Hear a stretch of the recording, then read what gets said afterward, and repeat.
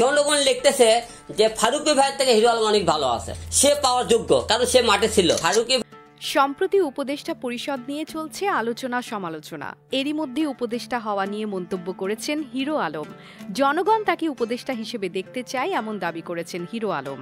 অন্তর্বর্তী সরকারের উপদেষ্টা হিসেবে নিয়োগ পাওয়া চলচ্চিত্র পরিচালক মোস্তফা সরোয়ার ফারুকীকে নিয়ে সংবাদ সম্মেলন করেছেন আলোচিত কন্টেন্ট ক্রিয়েটর আশরাফুল আলম ওরফে হিরো আলম। মঙ্গলবার 12 নভেম্বর রাজধানীর রামপুরায় নিজ অফিসে তিনি এই সংবাদ সম্মেলন করেন। সংবাদ সম্মেলনে তিনি বলেন, ছাত্র আন্দোলনে ফারুকী ভাইয়ের কোনো ভূমিকা দেখিনি, মাঠে দেখিনি, দু একটি স্টেটাস দিতে দেখেছি। জনগণ মনে করে মোস্তফা সরোয়ার ফারুকী ভাইয়ের চেয়ে হিরো আলম যোগ্য, কারণ হিরো আলম আন্দোলনের সময় মাঠে ছিল। জনগণ ফারুকী ভাইকে মেনে নেয়নি। হিরো আলম বলেন, যেসব ছাত্র শহীদ হয়েছেন তাদের পরিবারের কাউকে উপদেষ্টা করা যেত।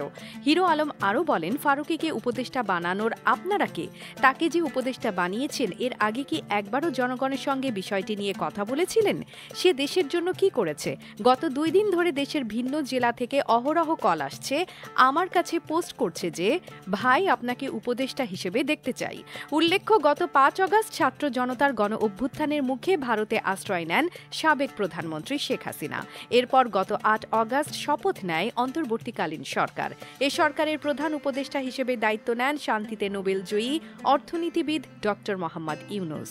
ওই সময় নিয়োগ পান 16 জন উপদেষ্টা। মুক্তি টিভি নিউজ ডেস্ক। আপনারা দেখছেন আমেরিকা থেকে সম্প্রচারিত মুক্তি টিভি।